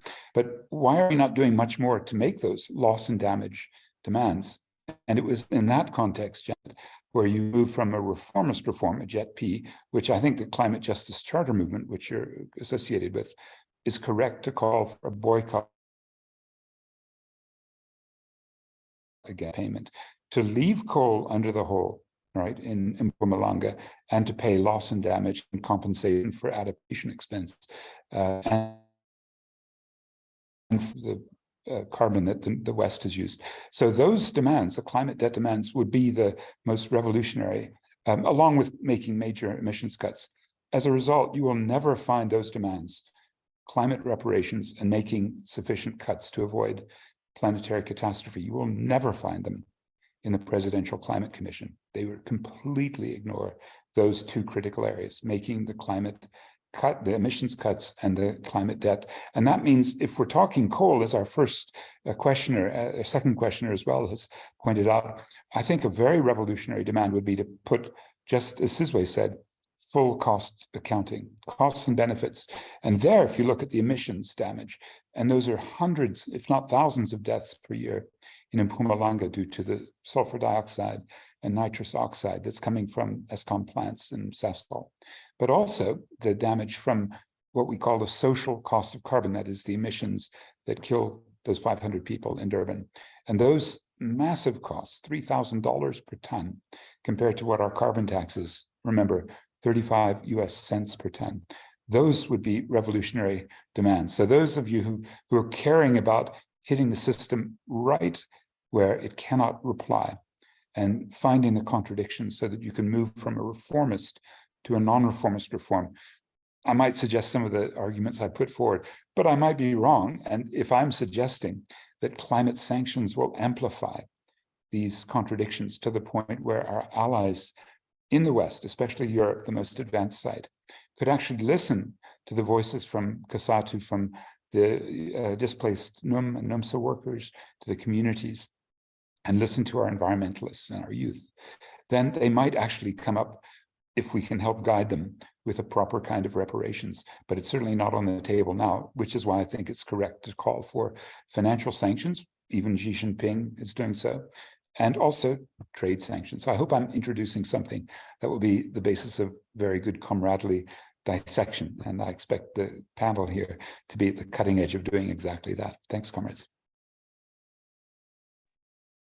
Thanks. I think let me start off with this issue of, I think Promise mentioned it or raised the concern that, and also Professor Devon raised the issue around unions not being proactive. And I think, much like the rest of us, we as the trade union movement are informed of these things once the ball is rolling. So that's why I mentioned that, the issue around consultation, when we speak of consultation, it's more of a tick box exercise. And these consultations are information sharing. They are not truly consultative processes where we as Labour are afforded the opportunity to come up with proposals or alternatives to most of these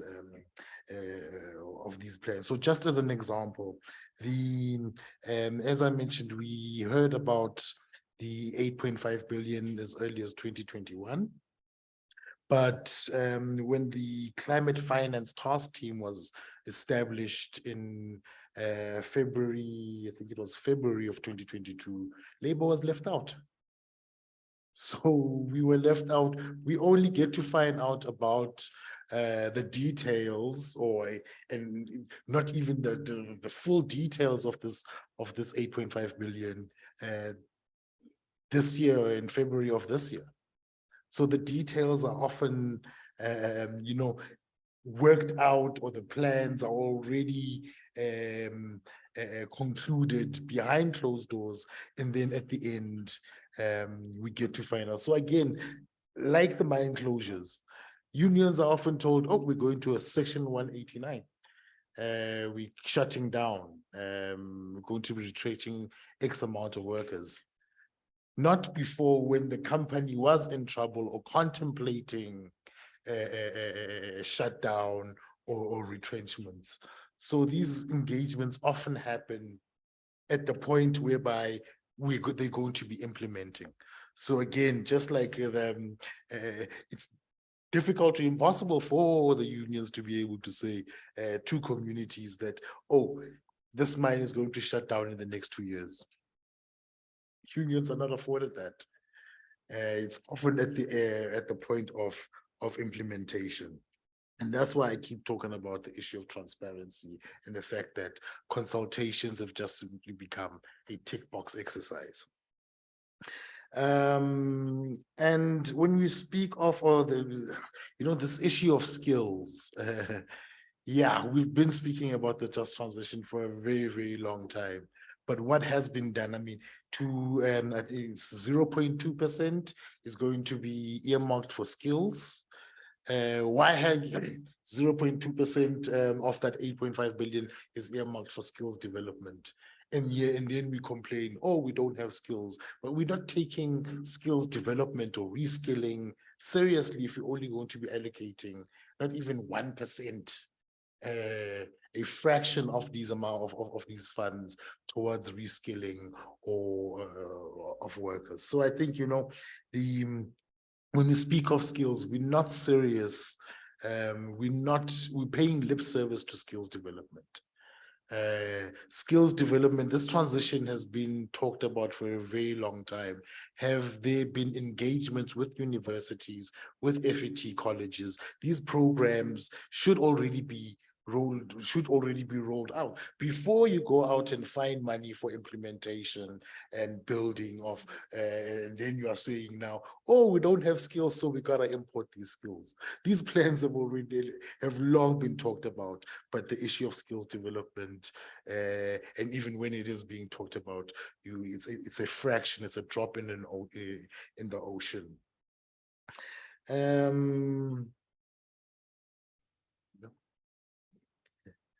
Okay. Yeah, and I think there was a question around the will renewable energy be able to provide us with that base load that these are the debates, and this is why we advocate for an energy mix. We support the energy mix. Yes, bring in renewables onto the grid, but there must be that energy mix so that we're able to secure that base load, so that when the sun is not as strong or the wind is not blowing as much, we're able to have other alternative sources of energy to power the grid and keep the lights on as we needed. I think, yeah, let me leave it. I don't think there was a question directed to you, and I think just to also save time, and thank you, for your suggestion, Mr. Norman. I think we can have conversations after this about how we can build a relationship. We've run out of time. May I just ask that if you've got a burning issue, question, please pose it quickly or comment so that we can close. I've noted 4 hands. Quickly, gentlemen, you and then you'll follow, and then Prashani, and we'll close with you. Please, straight to the point. Okay, hi everyone.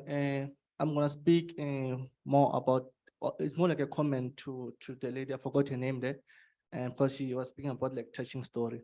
So one of the issues that she raised, it's about like we need energy. We're in shortage of energy in South Africa, and then we have unemployment problem, and then there's also health impact that they're experiencing in Emalahleni. So, but before we think about like of how we are producing energy from coal to wind or solar, can't like we think of how we can do mine better, so you can have solutions such as like implementing carbon capture and storage in Mpumalanga, and then that will reduce the emission of carbon. Because we're not fighting against coal here, we're fighting against the greenhouse gas emissions. So if we can implement like solutions such as carbon capture and storage, that might reduce the greenhouse gas emissions.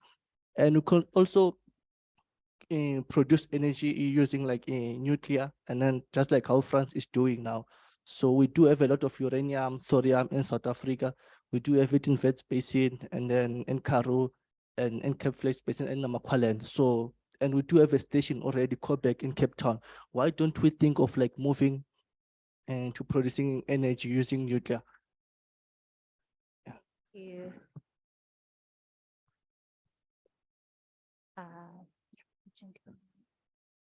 Thanks. Good evening. My name is Alfred Mafulega. I'm from COSATU Education. My question would be directed to Sis Promise, Comrade to Sizwe, and also to Janet Erod. Comrade Janet, you said quite a few statements that could be debated, like saying that in infrastructure, there's land that exists in South Africa. But to our knowledge, township residents, they don't have land. And unless, if you say there's vacant land owned by the municipalities, not around their tin house forums. It sounds like a very useful model, but you say it's GIZ funded. And if you can please explain or just indicate how it can be cascaded to the rest of the country when your pilot is done. And I think there's a comment also been made in the chat, which Comrade Devon also touched on, the stance that unions like NUM, NUMSA take on coal. I just want us to be reminded that for trade unions, there's always a workers' interest. In layman terms, you cannot just abruptly pull out of coal, dangerous as it is, but it has, for it to be just really, it has to be gradual transition. Thank you. To Prashani. Thank you. I'm Prashani Naidu, Director of SWAP and a member of the Sociology Department. Thanks everyone for some really, really great presentations. And I think the value of the session for me is how we've been able to move between the very concrete and the conceptual. And I think the challenge for us going forward is to maintain that.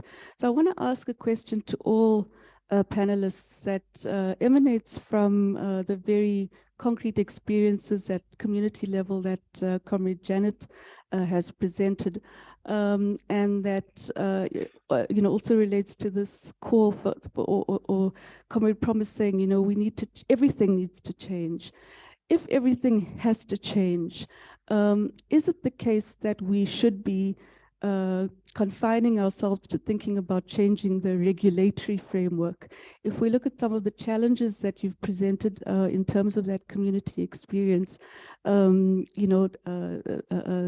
the stealing of the lithium battery, for example, and other challenges around, the project being seen as a business and prevented from getting free basic services. And this is a big question. Should our demand then not return to that of decommodification rather than confining us to that paradigm of commodification, and then perhaps also allowing us to move beyond the paradigm of reform? Thanks. The gentleman. I'm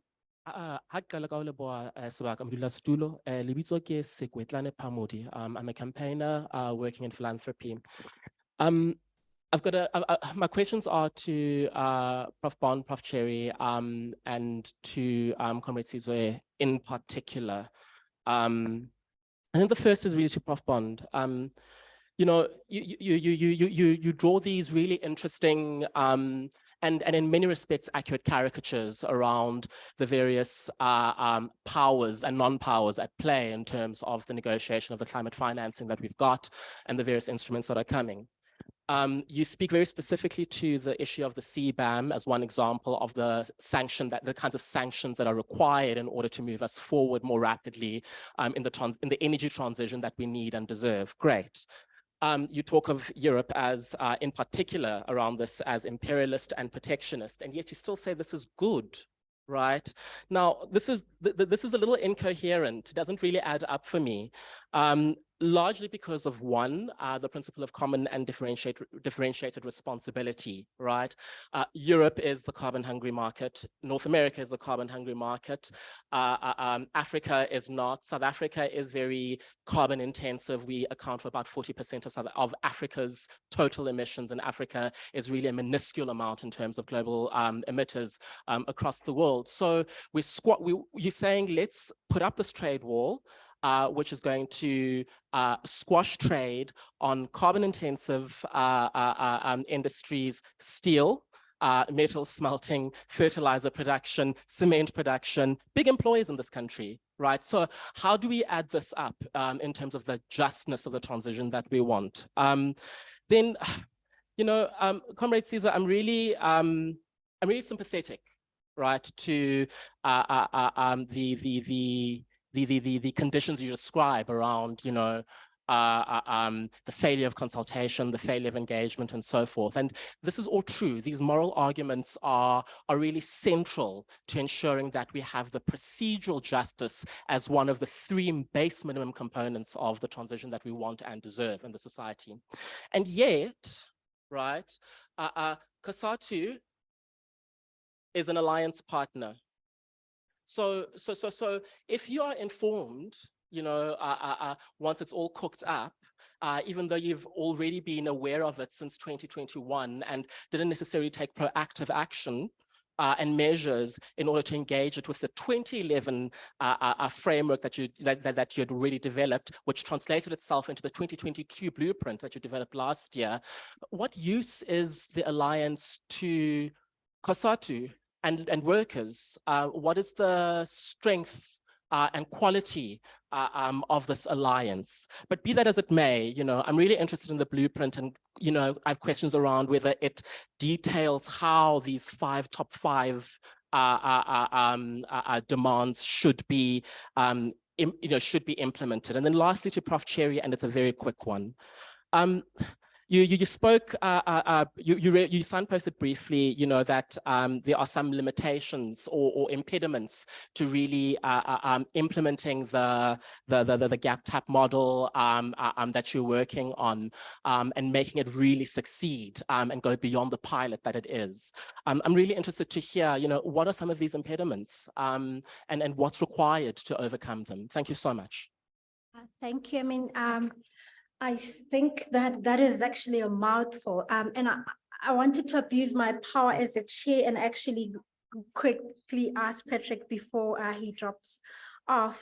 What are the implications of trade sanctions for the poor and workers? Or should we just go ahead with this because they are already poor and they're used to it, and so it would be much more maybe easier? So I'd like to get your thoughts on that, Prof. But lastly, for me, what I'm also interested in, and this goes to Professor Sherry, is what does ownership, collective ownership, mean for communities who live on customary law, where decision-making goes through traditional authority? Is it possible? But, you know, we've raised quite a lot of points and we've run out of time. So I'd like you to respond to what you can, but also state your final remarks so that we can close. I think this shows you, I mean, what an interesting conversation this is. So we'll just start with you, Professor Bond, because you have mentioned to Tez that you might have to step out. Well, it will be Eskom that pushes me out in the next minute or two if I'm unlucky because of load shedding. Thank you, dear comrades. And especially Comrade Prashani is putting the point that the Soweto Electricity Crisis Committee has done so well, with 86% of Soweto decommodified through Izinyoka, or let me say the commoners who've found ways to get the electricity to the grannies who can't afford. So more power to the ordinary people on the ground who do what Prashani says.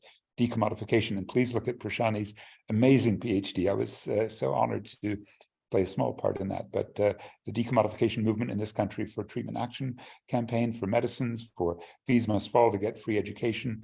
Again and again, we find South Africans at the world cutting edge doing exactly what Prashani's saying. But we need to take it exactly where the comrade from the philanthropy, I forgot the comrade's names, who was just putting such a tough challenge to me, saying that I'm incoherent and contradictory. That's correct, because I'm looking for a dialectic. I'm trying to find ways that, say, Albert Luthuli and Martin Luther King and Nelson Mandela might have done exactly 60 years ago when they said, we're pretty weak. We've been through Rivonia, our leaders in jail, Mandela.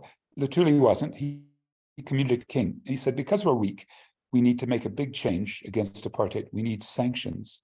We need to drive a wedge between white capital and the white Pretoria regime. And by 1985, they did it, partly because your parents and grandparents and some of the comrades in the room were protesting so well. And so we got sanctions going, and it helped to do the split that weakened apartheid and allowed the white capitalist regime to break from the white racist state regime. That may be what it takes, because we are so weak doing left green to fuse labor, community, environment. One group tries, Climate Justice Coalition, mainly with SAFTU and Guusa. I hope all the other comrades in COSATU give much more attention to those linkages. That would be the appeal here. But it does bring us to the dialectic, which is, if you go to Europe and you make appeals regularly, which we do. All our comrades there are completely attuned to the weaknesses, especially that Sizwe put out so eloquently, of the way the JET-P is unjust. Well, let's look for something even more powerful, because our agenda has to be to continue to split the enemy, and that's a Pretoria regime that's wedded to a minerals energy complex. It's the National Business Initiative and Business Unity South Africa, plus the energy intensive users group. But there are others, and you can see them occasionally appealing to these high polluters and the state. And they're in the export-oriented industries who should not, because they're labor intensive, they should not receive sanctions. But because they receive energy from Eskom, they will. That's a contradiction I hope all our comrades will continue to be aware of and work within to open up a dialectical space so we can go beyond this contradiction, beyond this incoherence, as the comrade is correctly identified, and find an eco-socialist, let's say a sort of a synthesis that comes from these contradictions. I did a little article on this in cadtm.org on climate sticks and carrots, and I hope it might contribute to that debate. But I do think, dear comrades, we're way behind in that debate. And if you look at Business Day, they're raising this debate nearly every week, that climate sanctions will be a critical part of policy. And that's partly because our comrades have been weak and divided on our side. Let's see if we can get beyond that. Thanks, comrades.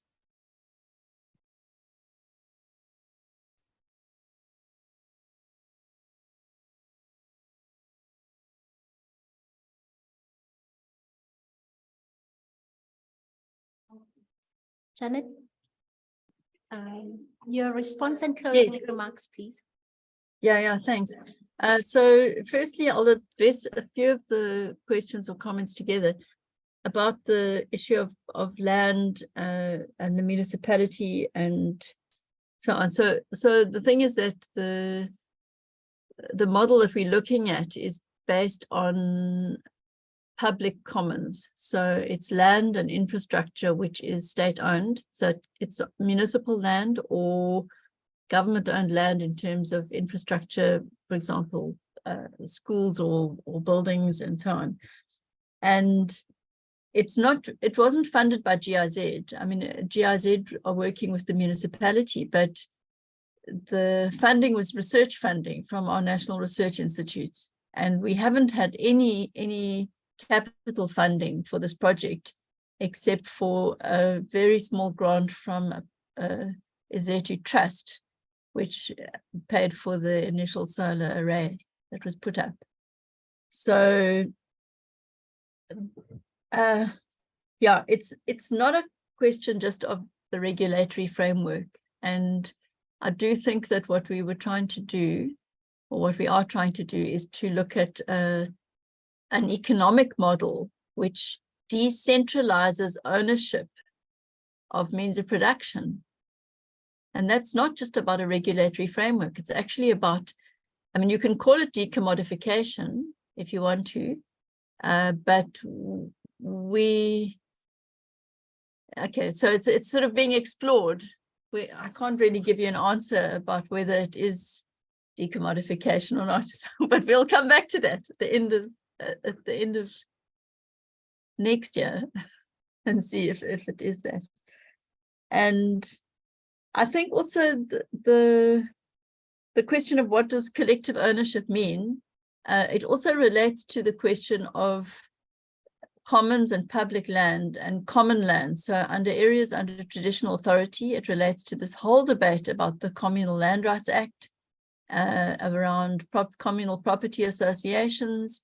What has happened to that? Why has that issue not been resolved? I mean, it surely is a critical issue in terms of communal ownership of resources, social ownership of resources in rural areas, which includes land, obviously. And then the last thing I just wanted to make was that, you know, this thing about moving too fast, I think you've also got to look at this just transition, not only in relation to Mpumalanga and the energy producing complex, coal mining, etc.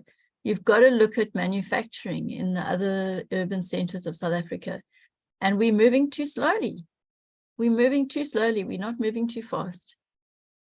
So we are in a capitalist global economy, and green industrialization is coming. And I think the really important point that was made by Promise is, you know, we don't need renewable energy BMWs. We actually need renewable energy public transport. So why can't we make it? Why is our industrial policy not enabling that? Thanks. I'll come back to you. So let me just go to Sizwe, who's been asked about the alliance.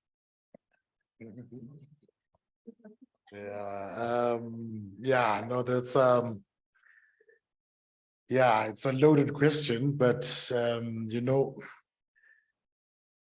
I will just respond to that question in this, that there's a difference between the ANC and government. And I will leave it at that.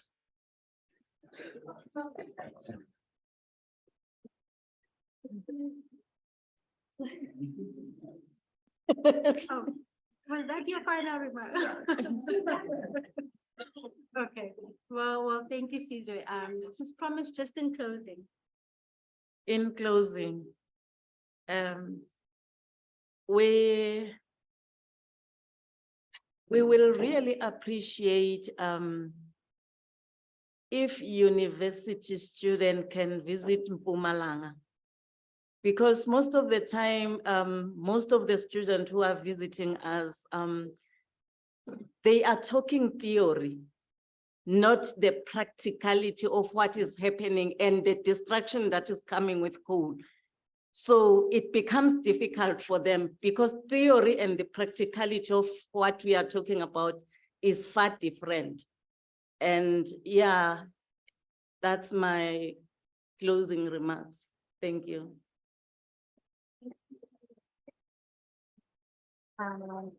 Well, I'd like to thank all our speakers for all, the time that you've taken to actually be with us and reflect with us about what the alternatives to capitalism are, the struggles, the challenges that are local and global. And I hope that we continue to have these conversations. I also want to thank those who have joined us online and have managed to stay with us. We've really gone overboard, but also thanks as well to all of you. Please follow us on our social media platforms for more activities that will be taking place within SWAP. With that said, there's still wine and food. Please, let's continue the conversations. Thank you so much. Thank you so much. Mandla, away to. Away to.